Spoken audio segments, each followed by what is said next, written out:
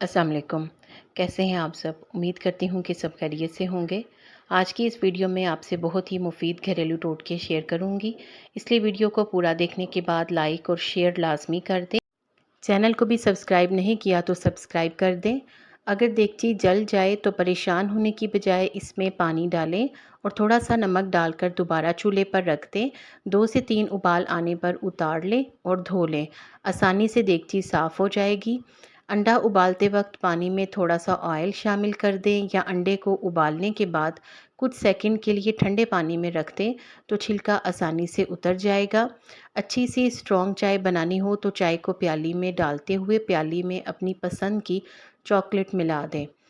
ज़्यादा खाने की वजह से तबीयत में भारीपन हो तो पुदीने के पत्ते पानी में पकाएं और छान कर पी लें, तबीयत हल्की हो जाएगी। अगर मिल्क शेक पीने की वजह से तबीयत में भारीपन हो तो मिल्क शेक में चंद दाने इसबगोल के मिलाकर पिएं। चाय बनाने के बाद कहवे दानी में जो पत्ती रह जाती है, इससे अंडों वाली प्लेटें धोने से प्लेटों में अंडों की बू नहीं आती। और दूसरा, इस पत्ती को खुश्क करके मनी प्लांट या गुलाब के पौधों में डाला जाए तो पौधों की नशोनुमा में इजाफा होता है।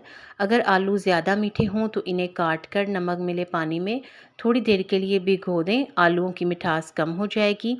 नज़ला ज़ुकाम और नज़र की कमज़ोरी के लिए सौंफ की चाय मुफीद है। 1 खाने का चम्मच सौंफ और 2 लौंग पानी में डालकर इतना पकाएं कि पानी आधा रह जाए। अब इसमें चीनी और दूध मिलाएं और सुबह शाम इस्तेमाल करें। अगर सोने में मुश्किल हो तो 1 मिनट के लिए तेज़ी से पलकें झपकें, नींद आने लग जाएगी। आजमा कर देख लीजिएगा।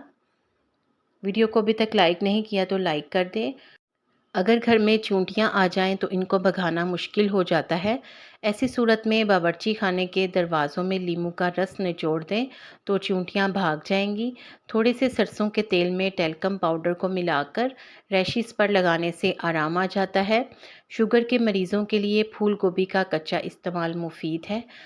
अगर फ्रिज या फ्रीज़र में बर्फ़ जम जाए तो छुरी कांटे की बजाय थोड़ा सा नमक फैला दें, बर्फ़ जल्द पिघल जाएगी। आईना चमकाने के लिए आलू के छिलकों से आईने को साफ करें। पान का दाग निकालने के लिए दूध में कपड़े को डुबोकर धोएं। नेल पॉलिश के दाग को स्पिरिट से साफ करके ठंडे पानी से धो लें। अगर सब्जियां उबालने वाले पानी में नींबू के छिलके डाल दें तो सब्जियों की रंगत खुशनुमा रहती है। कपड़े को सिरके में डुबोकर गैस का चूल्हा साफ करें। चूल्हा न सिर्फ साफ होगा बल्कि चिकनाई भी ख़त्म हो जाएगी। स्विच बोर्ड बार बार हाथ लगाने की वजह से जल्दी गंदे हो जाते हैं। स्विच बोर्ड चमकाने के लिए किसी नरम कपड़े पर नेल पॉलिश रिमूवर लगाकर बोर्ड को साफ़ करें। अगर किचन में काम के दौरान हाथ जल जाए तो इस पर पानी बहाने की बजाय थोड़ी सी दही लगा दें, फौरी आराम आ जाएगा। फ़र्श पर अगर पीले बदनुमा दाग पड़ जाएं तो सिरका और सरफ मिलाकर धोएं, फ़र्श जगमगा उठेगा। अगर मुर्गी शोरबे वाली बनानी हो तो इसे पकाने से 15 मिनट पहले नींबू का रस और सिरका लगाकर रख दें, फिर घी में फ्राई करके मसाला डालकर पकाएं, ज़बरदस्त बनेगी। बेडशीट को कल्फ लगाकर बिछाने से सिलवटें नहीं पड़ती और ज़्यादा दिन साफ़ रहती है। हाथी दांत से बनी हुई चीज़ें अक्सर पीली हो जाती हैं।